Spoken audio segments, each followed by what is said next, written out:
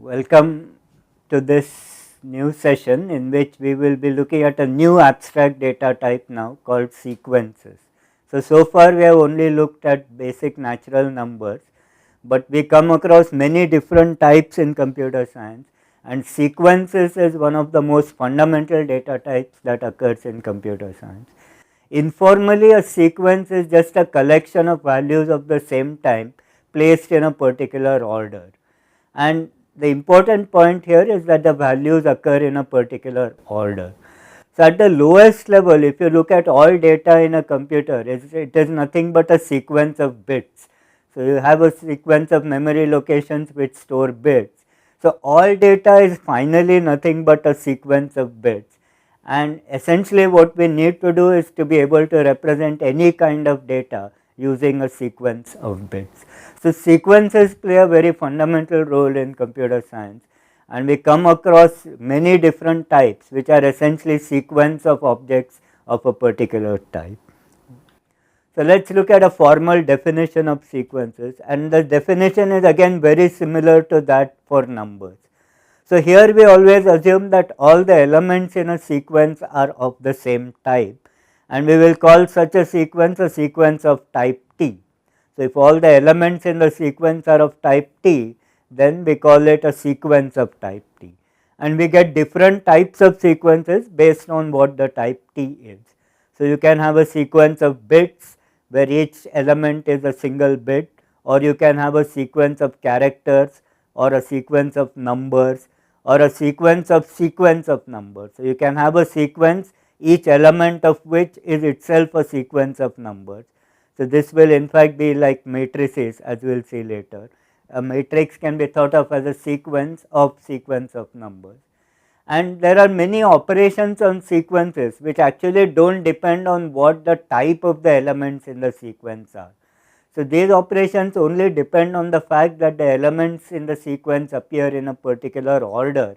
It does not really matter what the type of the elements is, and we can define these operations in a much more general way. So let us look at a formal definition. So no matter what the type is, we always have an empty sequence denoted by phi, which we consider to be a sequence of type T. So just like 0 was considered to be a natural number, here we have an empty sequence phi, which is always considered to be a sequence of type T, no matter what the type T is. And just like we had a next operation for numbers, we have another operation here which we call push. So if S is some sequence of type T and X is any element of type T or a value of type T, then push XS gives us another sequence of type T. So we think of push as an operation which adds one more element to the sequence. So if we have a sequence S, then I can perform a push XS operation on that, which adds a new element X to the sequence. And the third property essentially says that this is the only way of getting all possible sequences, or if a property holds for the empty sequence, and assuming it holds for a sequence S, it holds for the sequence push X comma S, no matter what value X you push into the sequence, then it holds for all sequences of type T. Essentially this says that any sequence of type T is obtained by starting with the empty sequence and pushing elements of type T into the sequence. So like next, push is the only operation for generating sequences of type T. So let us look at a sequence of bits, say 110101. So this is the value which is obtained by first push 1 in the empty sequence. So always start with the empty sequence. I first push 1, then push a 0, then a 1, again a 0, then a 1, then a 1, and so on. So this will generate the sequence of bits 110101. Similarly, you can define the sequence of characters is the value obtained by again pushing F in the empty sequence, then E, then D, then C, and so on. The sequence containing only the number 10 is push 10 comma phi. So I have an empty sequence, I push 10 in it, I get a sequence which contains only one element 10. Note that the sequence containing the single element is a different value than the number 10 itself.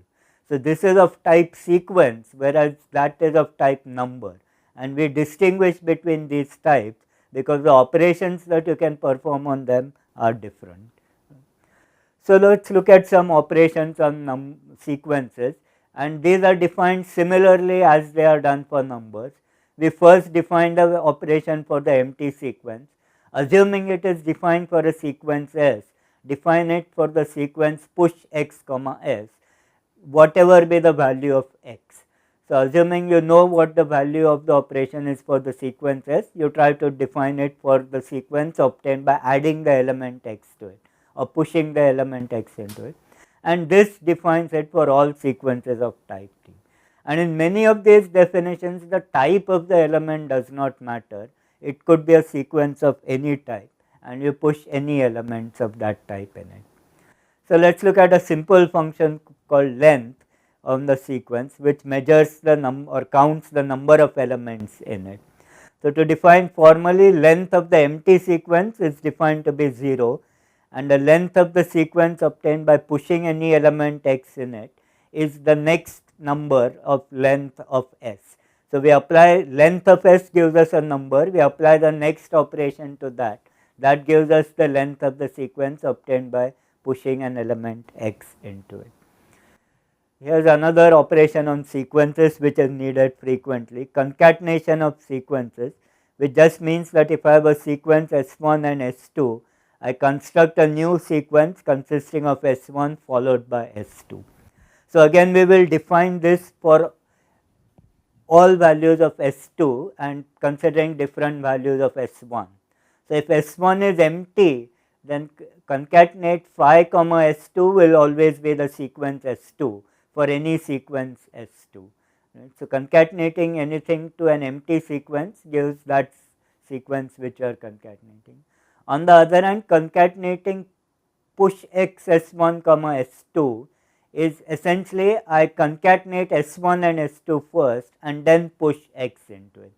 That is, adding x to S1 and then appending S2 to it is essentially equivalent to concatenating S1 and S2 and then pushing x into the resulting sequence. So, this defines the concatenate operation for all sequences S1 and S2. And here is another example of an operation on a sequence which is called the reverse, in which we just want to reverse the order of the elements in the sequence. So, this is one way of defining it. There can be several ways in which we can define the same operation. So, reverse of an empty sequence is always the empty sequence. Reverse of push x comma s, if I consider the sequence obtained by adding an element x into the sequence s, what will this be?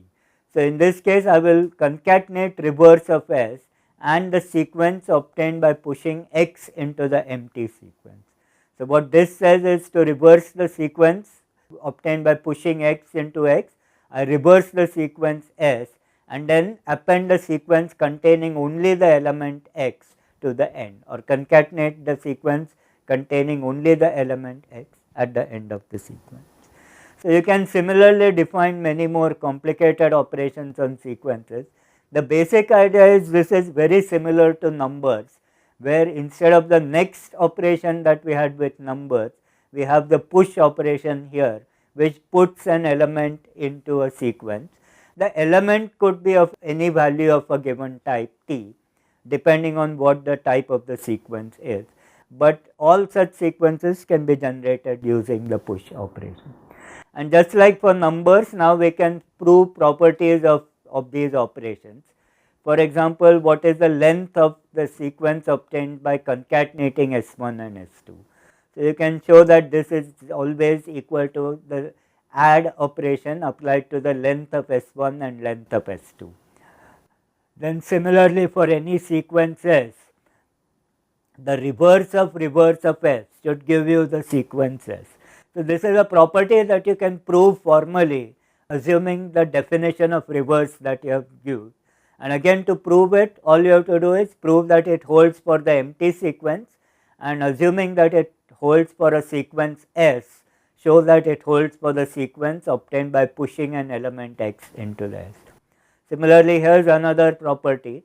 If I concatenate S1 and S2 and reverse the result, that should be the same as reversing the second sequence and concatenating the reverse of the first sequence to it.